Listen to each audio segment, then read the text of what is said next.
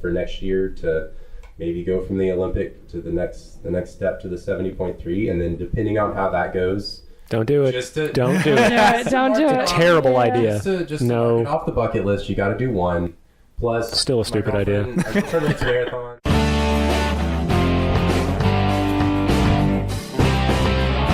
Welcome to the Lost in Transition podcast. I'm your host, Chris Gerard. Derek Tingle. Hello. Is here. Lana Burrell is here in studio for the first time in a while. Yay. Hi, Lana. Hello. Nice to have you back. Yep. And thanks for everyone for listening. We've had a lot of great episodes lately. Continuing that tonight, Patrick Morris. He's the Performance Lab Director at Podium Sports Medicine and a certified personal trainer, and also a fledgling triathlete, fresh in off of some hill repeats. Patrick, welcome to Lost in Transition. Glad to be here. All right, so you are known locally as the strength guru, and as you know, the triathlete community is, I don't know, are we really the worst when it comes to strength training? If not, we got to be close. Wait a minute. What are you talking about?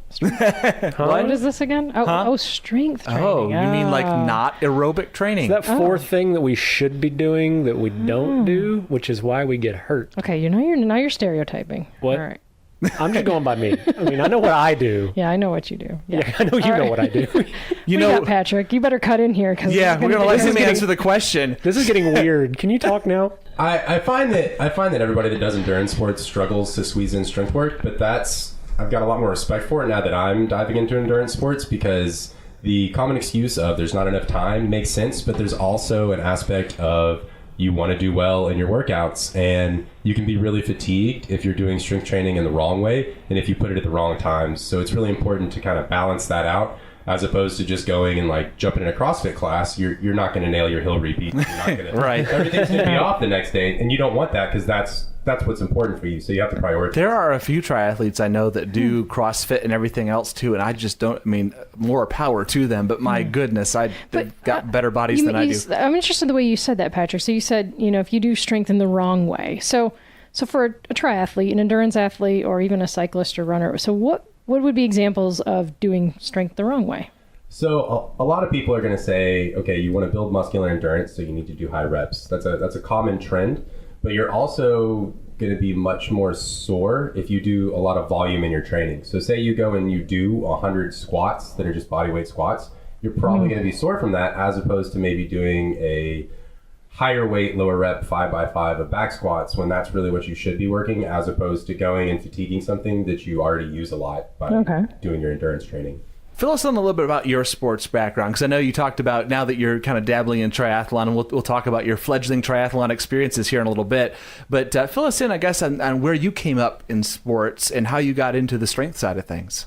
So I grew really fast when I was younger. So I played basketball, and then because I grew fast, I had no coordination, and I started to injure myself a lot. So that led me to being in physical therapy at a very young age, which is something that kind of pushed me to either going into kinesiology and kind of the way that I did through school. So I played up through middle school in basketball, and then I played rugby in high school and then in college for a little bit until I got a concussion. So I dropped out of that. I used to be really against endurance sports, as most strength coaches are. Right. Because you're like, oh, cardio bunnies, all these people on the elliptical, on the treadmill, things like that. It has a very negative connotation. And then I kind of got into running and did a 10K, and then my girlfriend's a marathon runner, so she kind of challenged me jokingly, oh, you should do the Knoxville half, and then I did it, and I've actually really enjoyed the metered success that you can have as a newbie. Yes. So hopefully once the newbie games wear off, I continue to enjoy it, but right now I'm kind of in that period of, oh, cool, I can really not have much of a program and still get better. Right. Well, and you did major in kinesiology too, I think, and a double major in psychology. Yeah. Was there a reasoning behind that? Were you looking to kind of marry those two things together as a career, or? It was kind of a twofold reason. The field of sports psychology is very interesting, and it's growing because people are realizing that the mental aspect is very important as far as your performance, how you do on race day and training. And also, conveniently, at the University of Tennessee, you can take, like in the major, it's structured with professional electives, and I just took all psychology ones, so I kind of squeezed the double major in there with only an extra 6 hours or so of coursework. Oh, nice. Yeah. Nice. It was strategic. Yeah, no kidding. Okay, now we hear it. Yeah. Mm-hmm. I like it. Very good. College hack. So what kind of things, as you're working with folks, so you are a strength trainer, And so as a triathletes come in and are like, hey, I think I need help or whatever, what do you find that endurance athletes, triathletes lack or need, kind of right off the gate, kind of in general, it's like everybody? In general, pretty much everyone can afford to do more core work and more hip stability work. There's nobody that does too much core unless you're just doing nothing but sit-ups. And especially when it comes to people that are either just runners or cyclists, the hips are in a position where they get a lot of abuse in one direction and they get no strength in the other direction. So that's where you get the little niggles start to pop out in different ways. So really anybody can benefit from doing more core, but I think it's especially prominent in people that are in these positions for so long and they're either body weight loaded, you're swimming, or you're on the bike, and it makes a world of difference when you kind of focus on that, whether it's your low back hurting or breaking down, staying tall. Because if you look at someone with really good run form, they're going to have a much better posture, they're going to keep that chest forward, nice upright. And then you look at somebody that is maybe not as skilled of a runner, they're going to be more hunched over, and there's a lot that can be said for that.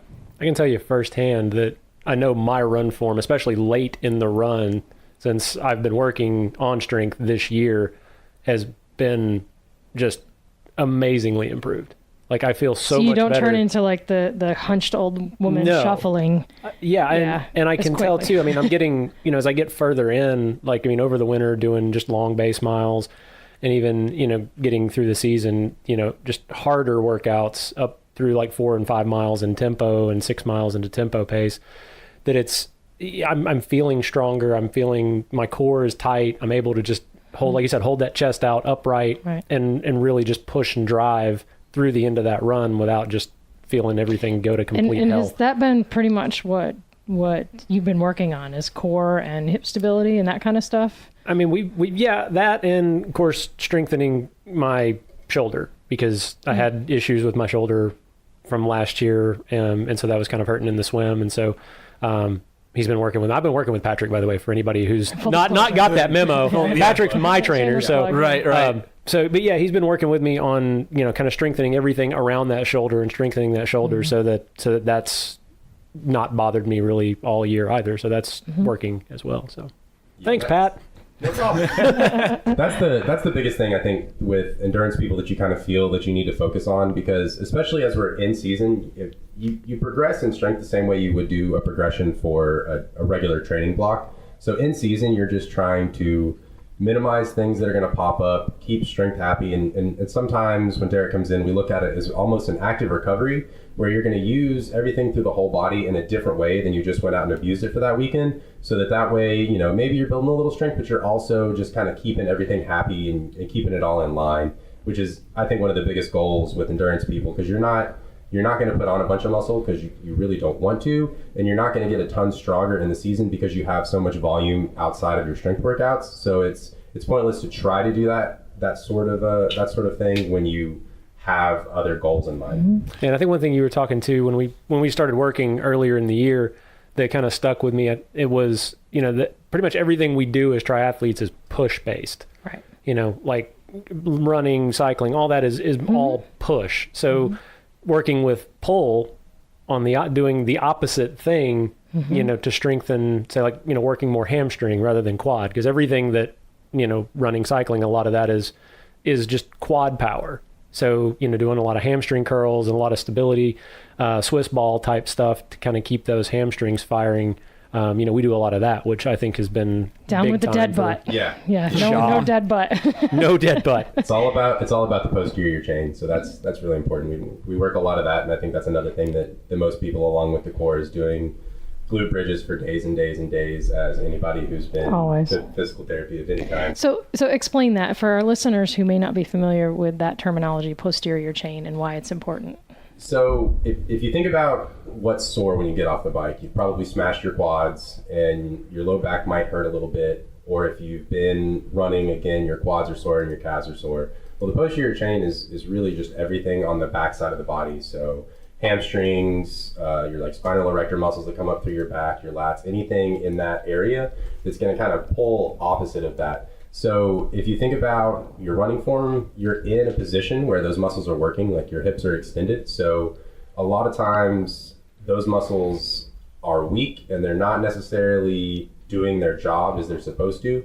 So working things like we do a lot of single leg deadlifts, single leg glute bridges, hamstring curls to help try to keep everything in the posterior chain stronger, because that'll also help, again, keep you upright in your running form. And that's also nice because you can kind of use, if you're pedaling properly and scraping through the bottom, you use those hamstrings. So by building up some of those muscles that maybe aren't as well developed, you kind of open up new areas, especially when you're at, mile 20, mile 80, whatever your distance is, that you're like, okay, cool, I can kind of settle into my run a little bit and I feel my hips kind of sinking into those hips more, as opposed to just blaring through those quads. Yeah, I would think it also helps with just pushing off fatigue.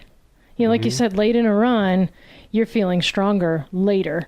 So you're kind of holding off fatigue. And I think of something like, riding a century ride or even half or a full Ironman, the amount of stability you need posterior chain just to hold your torso up, because you're resting on your arms, but you're not really resting on your arms. You shouldn't be resting on your arms. If all your weight's in your elbows, you will be super sore. You'll have other problems, and then you got to run after that. So I think about that when it's like staving off fatigue, or if you start swimming long distance, that posterior chain's got to be there. It's crazy too, like the amount of just core strength and stability that it requires to really perform well in aero on bicycles. Just to handle a bike. To handle the bike, and to be in that aero position, in that aero tuck for the distance and time that a lot of us are there.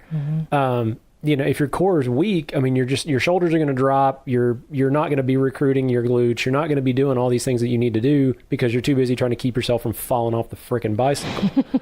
But if your core is strong, you're able to hold that nice upper body form. You can really recruit those legs and get a lot more power out of your ride. So yeah, definitely. It's hard to stay in that position. I learned that today. Trying to squeeze myself into the aero position today is always fun. But I think it's interesting for me, coming from a background of having a lot of mobility and strength in different ways, how I can get into a pretty aggressive position as a very new cyclist, at least in my mind.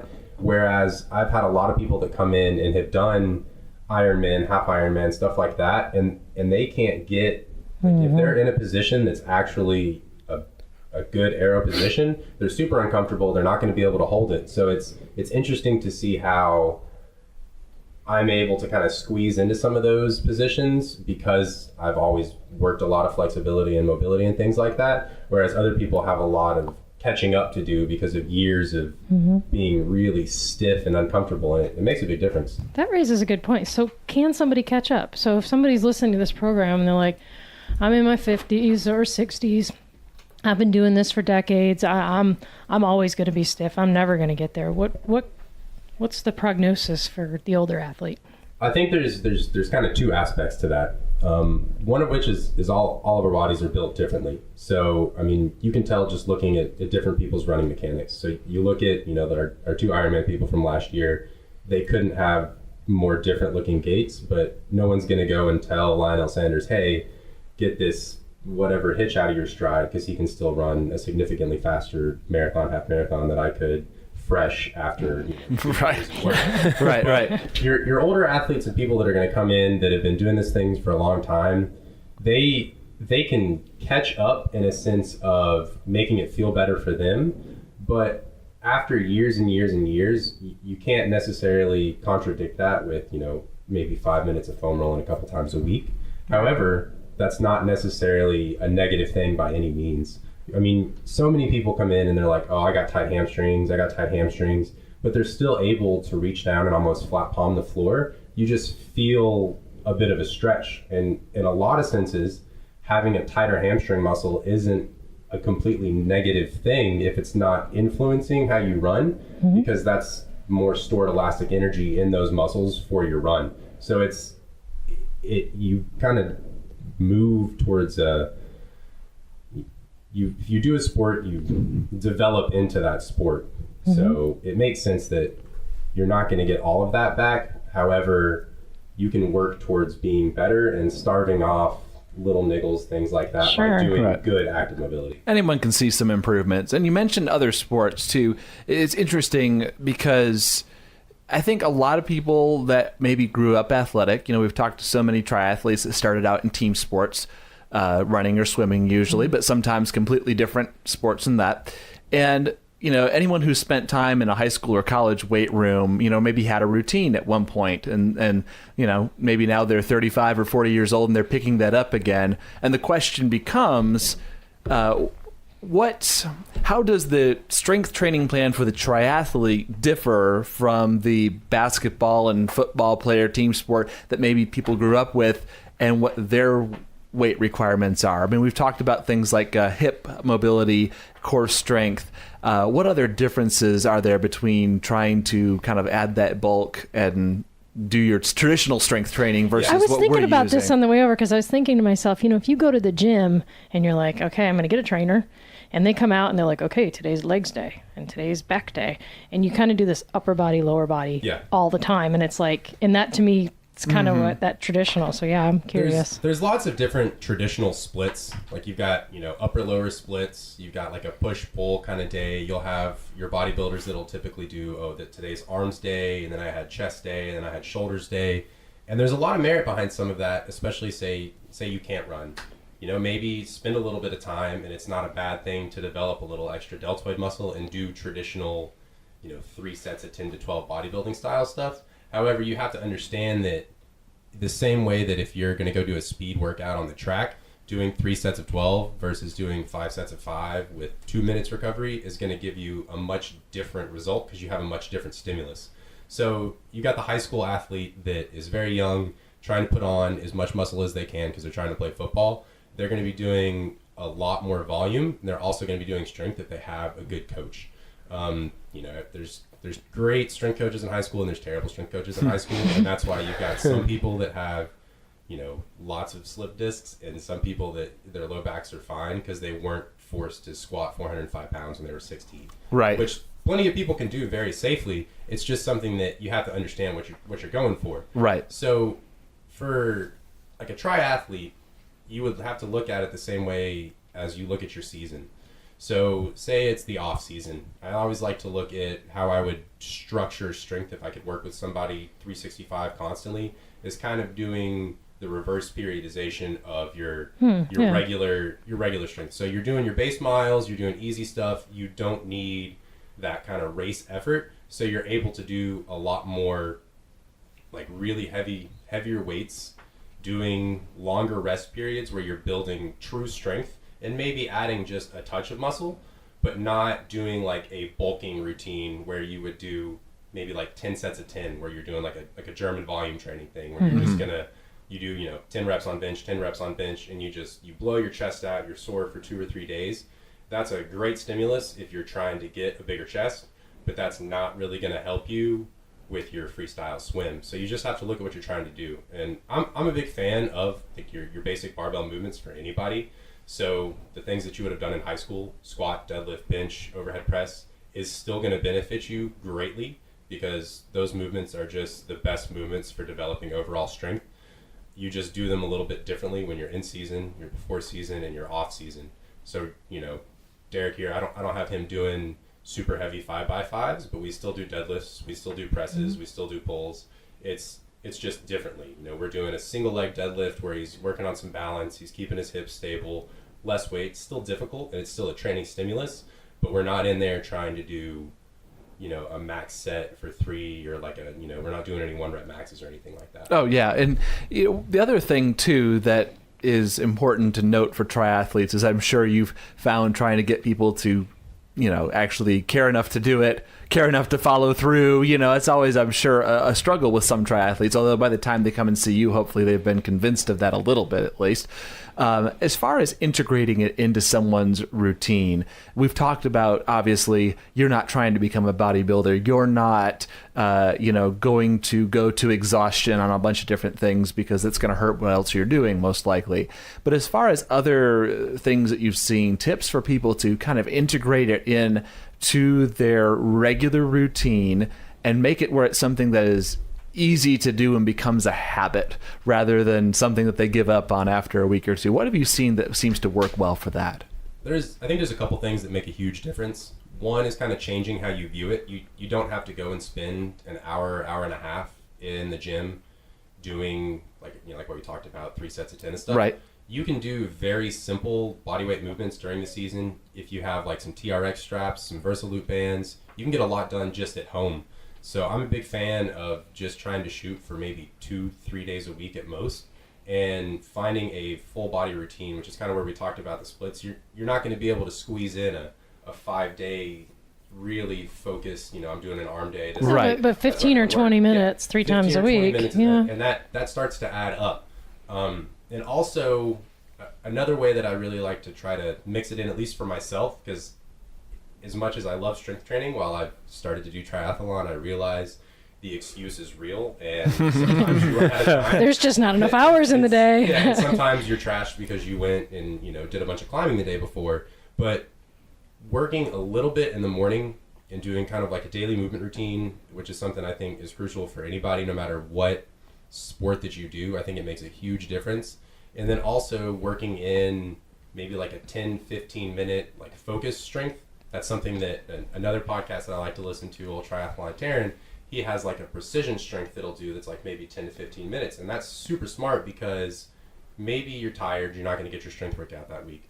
Well, let's minimize our losses and let's do this really focused workout, which is something that I also typically write for people when they come into Podium. Is you'll do a movement screen, and then I give you kind of a really short 10-15 minute thing that I'm like, you can do this every day if you can. You can do it 3 days, you can do it 4 days, whatever it is. It's not going to overtax you. It's something that is meant to kind of grease the groove in a way to keep you strong and healthy.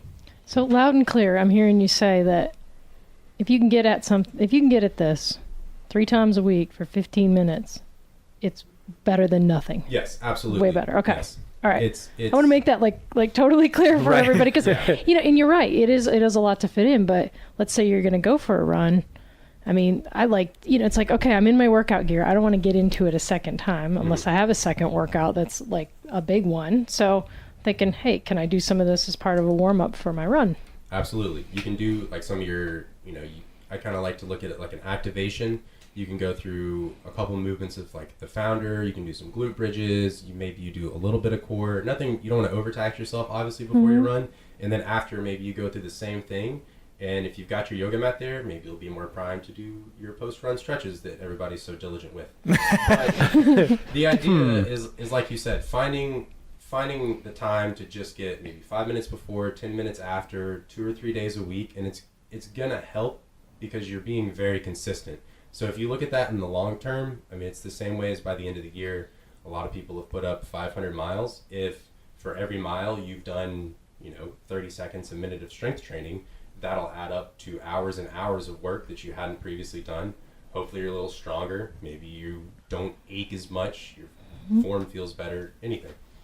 Nice. So I take it too, when we're talking about, if we're not pushing it to exhaustion, is there a benefit to creating some more fatigue sequentially, all as part of one? Because I know we're talking about splitting it up into small increments, which is great for scheduling. My wonderment is it better to do, we'll just use push-ups because they're not really what we're looking at, but is it better to do 25 push-ups at once or 5 push-ups 5 times days a day or okay. something like that? Does that make a difference? And if it does, is it worth worrying about? Well, I mean, doing 25 push-ups in a row is pretty solid. I mean, that's a good number. Yeah. I think to answer As a your team, question, we could. Right. I think to answer your question, the idea is that you're trying to do something as opposed to doing nothing. So I've gone through lots of different, tricky little things, and there's something people like to call like exercise snacking.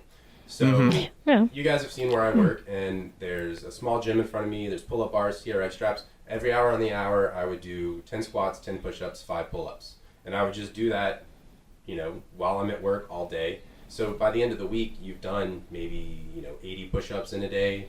You've done 25 pull-ups. And anybody else feeling like a slacker at work now? I think I'm going to put I can't even get up and walk around. I'm going to ask Kevin for 5 about that. minutes. I don't believe that for a right? second. Yeah. I'm not. No, I'm not. That sounds good. No, I don't do it a lot. this, like I said, I've gone through lots of different little tricks, little biohacks or whatever. Right. I think the biggest thing is that, I mean, that's a whole different argument for the work thing, because it's nice. It wakes you back up. It's it alerts true, your desk. yeah. You don't want to go grab that extra coffee. But I thought about for a while. I thought about using push-ups when I was angry. Like every time I got annoyed with something at work, to go do like 10 push-ups. And I realized I would look like the Hulk. I was going to say, you'd be so swole, you wouldn't be able to fit through the door. I would never be able to buy a tri kit. I'd have to buy like 3X on the shirt and like medium shorts. No, but you kind of like, you have your accumulated volume and your accumulated fatigue. And right. As triathletes, you don't necessarily want to build up that huge accumulated fatigue. So don't go try to do 100 push-ups and then go do your swim workout. And there's a complete possibility that if you've been doing 100 push-ups every day, you get to the swim, you might feel a little bit tired. It's just going to be a much different thing if you've done them split up. Right. But another thing about kind of working in before and after is something that is very highly, I guess, debated in the world of triathlon coaching, and you guys would probably be able to talk about this, but like say running on tired legs. Is there a benefit to that? Is there a negative? Like you're more injury prone. However, is this? Oh, am I priming myself? And you're right. That's you're right. a completely different debate. 100% debatable, and it all comes down to. But I think it's the same answer, the same qualifier though, when it comes to how you're going to do your strength is, what's your purpose? What's your goal? And it's for any workout or any strength routine is, what are you trying to accomplish with this? So yeah, do you run on tired legs? Is it a good idea? It depends. I can tell you I've done both. Yeah. Because under my previous coach, like one of the big things that we did was I would pretty much do every run on tired legs off the bike. Yep. And it for me, it made a huge difference in the way that I felt running off the bike on a race, because I got used to that feeling of being able to run just on tired legs and dead legs. So I think I actually run better off the bike than I do just going out for a run. But then by the same token, now the way my training plan's structured, I don't do that quite as much. So I feel like my run quality, when I go out to actually get a focused run effort in, I'm able to focus a lot more on the actual meat of that workout, because I'm not on tired legs. I'm not mentally... You're not death marching it out, right? Right. Yeah. So I think they both have their place, and agreed. we talk about periodization. I mean, definitely, I think especially for younger, more budding triathletes, a lot of that run off the bike, can really help with that mental state of, okay, this is how it feels to go out and go run. It makes a big difference, what distances you're going and what stage, like you said, what stage of training are you at? Are you building? Are you working on base? Are you in the middle of a recovery week? Is it a race week? Yeah, so all that plays into. So I think the same thing kind of qualifies when you look at strength. It's like, what are you trying to accomplish? And then, like you said, is it 5x5 or 125? Yeah. And a lot of that depends on where you are in the season, like you talked about, where you are in your training career and things like that. Like I know for me, I did a brick run today, and I wasn't running fast by any means.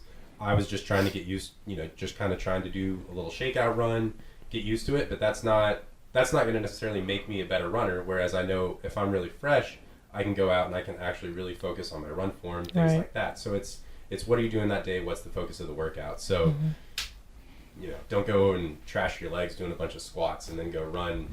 No. Right. So you are at Podium, Podium Sports Medicine. Obviously, we've had Kevin on here before. And you are the Performance Lab Director. So tell us a little bit more about, for our listeners who may not be familiar with Podium, what kind of things do you guys do in your Performance Lab?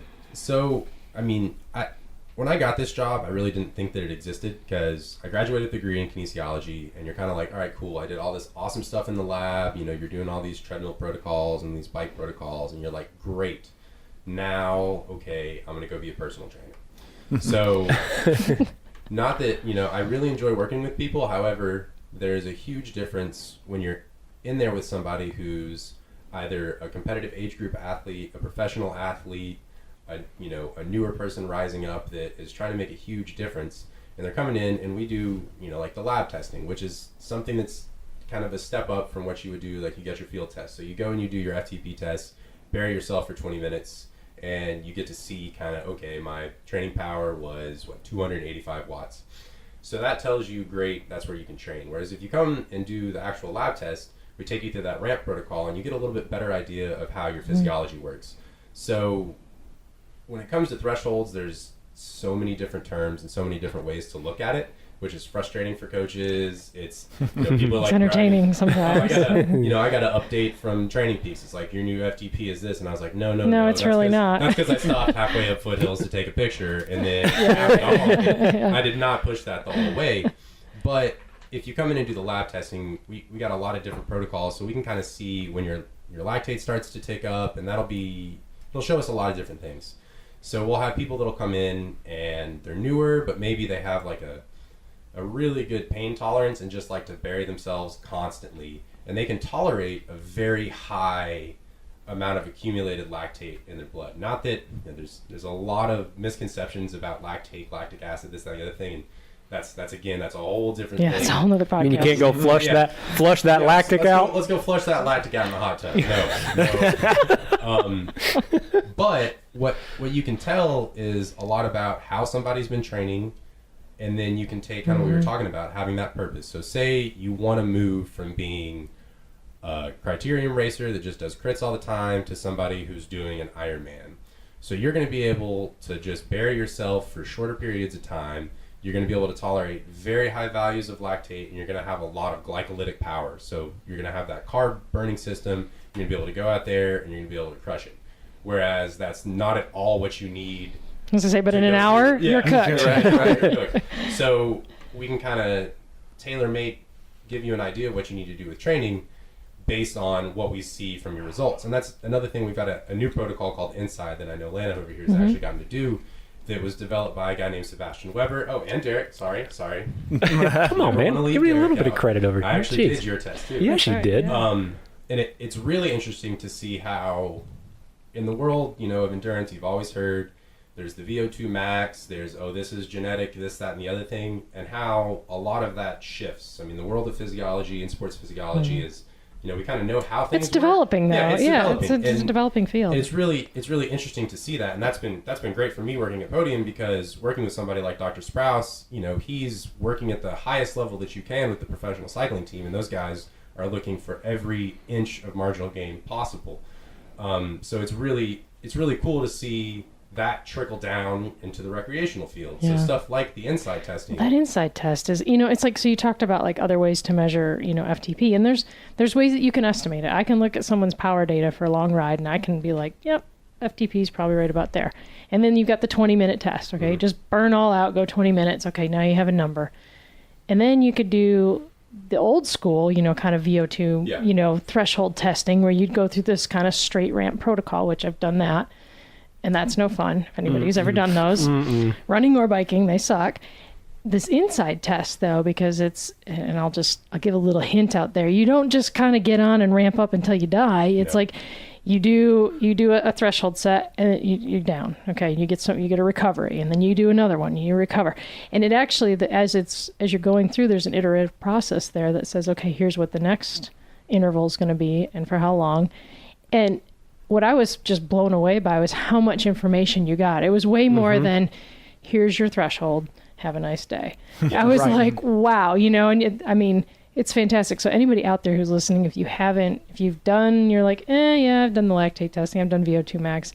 This is a whole nother ball game. This is it's a really amazing. Neat thing. I mean, it's a really neat protocol. Well, and then the data you get as a coach too, on the other side, you get to look at that report and you're like, now I know what kind of workouts this person needs. And this is their goals, and here's where they are, and I know how to get them there. It's super interesting, and for a physiology nerd like myself, it's great to see how kind of the science behind it, and the lactate accumulation, and the VLA max, and all these different terms that are very new to sports physiology as a whole, and how they apply to, you know, athletes of all kinds of different levels, and then how you can take that data and use it, you know, like getting your substrate utilization, you know, okay, I'm burning this many carbs at this power, you know, and it's all a gray area. I mean, nothing's a perfect line, and that's the biggest thing about, you know, setting a training power is it's a range. Everything's and it's going to change. Yeah, it's gonna you know, change. thresholds change. If it's hot, everything influences this. Like there's so much to it. However, you can get pretty precise in a lab setting, so that'll help you focus your training and, you know, ideally improve whichever area you're trying to improve, whether it be endurance or athletic power. So what else do you guys have besides the inside? We we do a lot of different things kind of in a much different model. We were talking earlier how Dr. Spouse kind of approaches it with a more European model where we're more like, you know, we have these different things. You know, we do our concierge service, which is great if you know, as opposed to going to the doctor when you're sick. It's more like, okay, we're going to check in with you in 6 weeks. We're going to do some blood work here. All right, you've got a big race coming up. How have you been feeling? Okay, well, maybe we'll go back and do 2 or 3 different things. Make sure you're not going too deep into your training blocks and see what markers come back. And that's great. We do the movement screens, which is kind of something that I do, which is where you come in and we take you through a few movements. Now, the FMS has been getting some bad. It's been getting hated on a lot, but I think people use it in a wrong way. It's not gonna. I can't look at, oh, this person got an 11, they're gonna get injured. Oh, this person got a 14, they're gonna be fine. That's not how I use it. That's not how I really think that it's intended to be used. I think it's a great to just look at how somebody moves, and you can tell a lot from that. So just looking at somebody squat and lunge or not be able to squat and lunge is going to tell me a ton about, okay, what do they need to work on? Because I've had people that have been like, all right, I just did a 300-mile mountain bike enduro ride, and then my low back was hurting, and then I asked them to do very simple movements, and they can't bend down. There's lots of different things. Like, okay, what are you doing off the bike? Same way with our bike fits. Mm-hmm. We focus a lot more on how you move off the bike and how that will apply to how you move on the bike, and kind of, it's really interesting to see where... So it's not just hop on the bike, let's make you comfy. It's interesting to see where, like, what we do with a really cool device called the LUMO, and how it'll come up and it'll kind of tell us, okay, you've got a lot of extra motion on the left foot versus the right foot, versus you got some, rotation in the hips, this, that, and the other thing, and then how that kind of applies to, all right, we found some limited left hip extension. They were kind of guarding a little bit. Right hamstring was a little bit decreased versus the left, and then you can see that come out in the pedal stroke, and then that then leads to the left low back that starts to hurt, because everything's connected in the body, and it's not connected perfectly. I'm actually really dying to get in and try that. Yeah, it's a really fun device. It's super cool, and that's something that, But again, you come away with this knowledge now. It's like, okay, now I know how to help this person. Mm-hmm. Exactly. Like, instead of just going to the gym and picking up a routine, or, hey, you just need to do strength training. Right. This is the actual strength training that you should be doing. It's like, I think one of the cool things about triathlon just in general is it's kind of like a big puzzle. Yeah, exactly. It's like, in a lot of ways, it's like putting together a big puzzle, and the strength piece of it is the one piece of the puzzle that's like, it's really like the outline of the puzzle. It's like we're trying to put swims and bikes and runs together, but there's no framework around that picture. So, and I think just especially after working with Patrick for the time that I've been working with him and seeing the difference in my performance, it's definitely, there's a whole framework there that I was just missing. Mm-hmm. And I think that's where the value of all of that comes in. And especially like you were talking about the performance lab, the run analysis, the bike analysis, the bike fits, all that just helps build in and strengthen that framework around. Well, it becomes very functional. It's not just to get swole and look good. Yeah. That helps. Come on. We're all about the beach swole body. Team 6. You got. But it's really about functional strength. It's like, like you said, we're not there to put on muscle necessarily. If I'm going to put on muscle, I want to put the muscle on where I need it. Right. Yeah. It helps to be able to look good in budgie smugglers, but but it's not about, and that's the thing. And it's like, you go to races and it's like, I'm always like, people are like, oh wow, he looks really fit and healthy. And it's like, yeah, he's all lean and muscly, but I just passed him. Yeah, no, but I watched him run, and it was like the most painful thing in the world. He looks cool walking around transition, but I didn't see him. Yeah, that's the thing, And then here's the thing: if you get into something, especially swimming, is definitely the sport where you never judge the book by the cover. No. And it's like, okay, that totally toned, like buff person just got totally wiped out by someone who doesn't look like they're fit at all, but they've got the right things in the right places. Mechanics.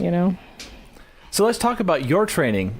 You're making some forays into triathlon now. You mentioned doing a brick today. So when did you finally give in to all this peer pressure that you're obviously surrounded with at work and at home? And do it. Naturally, you've got at Podium we have cyclists come through, and then you've got the race team that we sponsor that Derek over here is a member of. So I see all these people having a lot of fun doing these 3 activities, and I'm like, all right, we'll see we'll see what this is all about. So I mean, I kind of moved from running, but I'm not a good runner by any means. I mean, I'm very slow, but that's okay. That's the other big thing that I've realized is that it's okay to be slow. Oh You're yeah, not the only slow person out there, and you might far be from it. less slow than other people, and that's fun. So I have a borrowed bike. I'm using Dr. Sprouse's old bike. It's a Trek, so I have Nice. a contract. He's not allowed to ride it, so it's Right. It's not sponsor compliant. So that's been great. So I picked that up. And I mean, I mountain biked back in high school and stuff. I used to live really close to Haw Ridge, so I rode out there all the time. I really like road biking more because I don't get as many flats and I don't fall as much. So that's There you really go. Finally, someone with some sense. Derek over here is full of crap. Yeah, seriously. I mean, yeah. nothing against it. It's just like, Because I love washing my bike I don't and fall watching as much. scabs heal on my legs. Yeah, It's entertainment. It really yeah, is. I know, right? It's a joy. And then the swimming was really the last to come for me, which honestly I feel like looking at my frame and my build, swimming should become my strongest sport. Mm-hmm. I have a long torso, I'm a long build, and I have more upper body strength. However, going back to kind of what pushed me into kinesiology, when I first went to physical therapy for my shoulders, like I have very unstable shoulder joints. Like I could go around my head and touch my other ear, and that was the fun party trick, so I would always do that. And, my PT was just like, hey, well, swimming would be good for this. Because in my mind, I'm like, that's perfect. You're using a lot of range and it's going to strengthen. He's like, absolutely not. You probably should not swim ever. I was like, okay. So Cool. I mean, Pick up triathlon. Good work. Until this was this was like, freshman year of high school. Yeah, so. but that stays with you. Yeah, I'll no, never it does. swim. 10 years later, I go and I jumped into a master's swim class, which is, it was a great idea and a terrible idea all in the same time because boy howdy, it was making it to the other side of the 25 meters. It's meters. Those yards, Right, 25 yards, okay. yeah. Making it across the pool was such an accomplishment, and that's all I did. Like the workout was like 2,000 yards or something, nowhere close. I kicked a little bit, went back and forth. So I'm now 6 months and 14 days or so, or 5 months and 14 days into my swimming career of actually swimming laps. So that's been good. But I really enjoyed training for the three sports. I'm programming everything for myself. I want to make all the mistakes that I've heard everybody make. It's interesting to see how I've changed, my strength has changed, and all of this stuff that people have come in like, you always hear the tie-dye. You get a little appreciation for it now. I understand firsthand. I'm starting to get more of those things that I've seen in Podium a lot. So it's been fun. I've really enjoyed the physiology aspect, naturally doing a lab test. I think it's good and bad for me because I Right. kind of know exactly what I'm doing. Maybe too much. Yeah. I would say that I'm like, okay, so I know that I can go and I can hold, whatever on the bike. I know that I can run this without blowing up, and I know that I can do this. And I'm like, okay, cool. That was within 2 minutes of that. All right. So is that a good thing? Is it a bad thing? I don't know. It's been fun. I enjoy the numbers, so I'm not afraid to dive into them very deeply. So you had your first race. Yes. What was your biggest aha out of that first race? What did you think you knew that, boom, you realized at the end of that race? What did I think? What I anticipated was, okay, you're going to go out, you're going to have a better time on the bike once you get out of the water. My biggest aha was, oh, cool, you're done swimming, you're on the bike, like you can do this, no problem. So I was just like, cool, so let's just go. Awesome. And that was a blast. I had a good time. It was fun to kind of squeeze past some people in Aero helmets.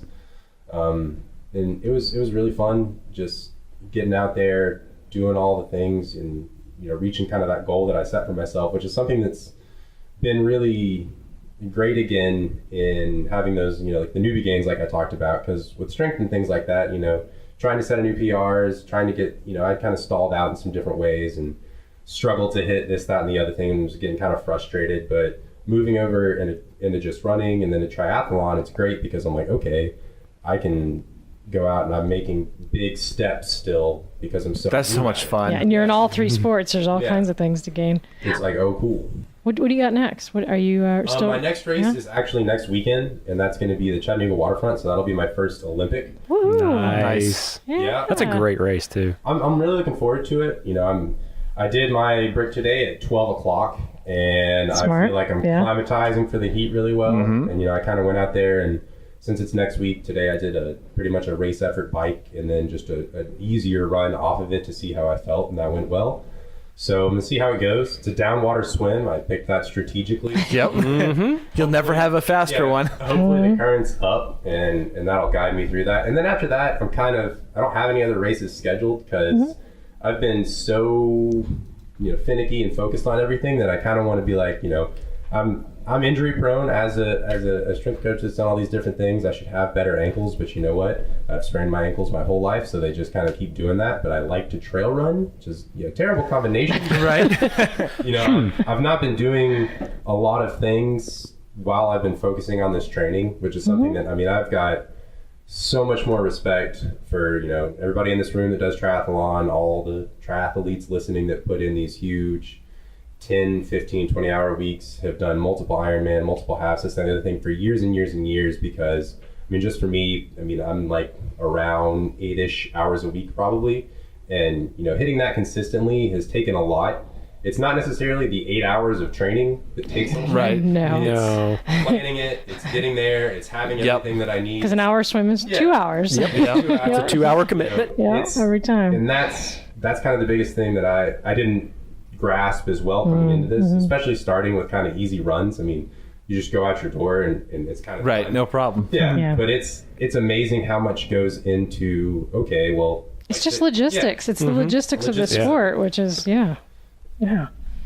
So much credit to all y'all that have done this forever. I really intend to stick with it in my long term kind of outlook on this. I didn't want to jinx myself. Right. No, man, throw it out there. This year my goal was to kind of do sprints at Olympics, see how it goes. So as long as everything goes well with my Olympic, I'll hopefully stay on goal for next year to maybe go from the Olympic to the next step to the 70.3, and then depending on how that goes. Don't do it. Don't do it. Don't do it. It's a terrible idea. Just mark it off the bucket list. You got to do one.